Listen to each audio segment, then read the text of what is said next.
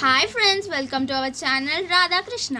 ఈరోజు మన ఛానల్లో 2 kgs బోన్లెస్ చికెన్ పికిల్ ఎలా చేసుకుందామో చూద్దాం రండి. చికెన్ పికిల్ని పర్ఫెక్ట్ మెజర్మెంట్స్తో ఎలా చేయాలో చూద్దాం.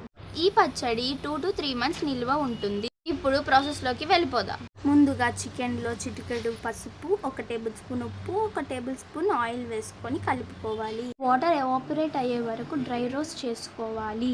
ఇప్పుడు ఒక గిన్నెలో 1 లీటర్ ఆయిల్ వేసుకొని డ్రై రోస్ట్ చేసుకున్న ఈ చికెన్ ముక్కలను దాంట్లో వేసి డీప్ ఫ్రై చేసుకోవాలి. ఎంత డీప్ ఫ్రై చేసుకుంటే, ఎంత బ్రౌన్ కలర్ వస్తే అంత మంచిగా పచ్చడి నిలువ ఉంటుంది. అదే ఆయిల్లో 2 టేబుల్ స్పూన్ల అల్లం వెల్లుల్లి పేస్ట్ వేసుకోండి. మార్కెట్లోదైతే అస్సలు వాడకండి.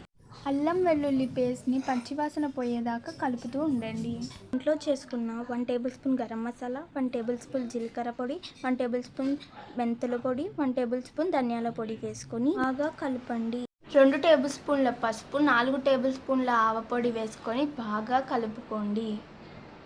కారం ఉప్పు వెయిట్ ప్రకారం చూసుకుంటే కారం ఏమో 250 గ్రామ్స్, ఉప్పు 100 గ్రామ్స్ తీసుకోండి.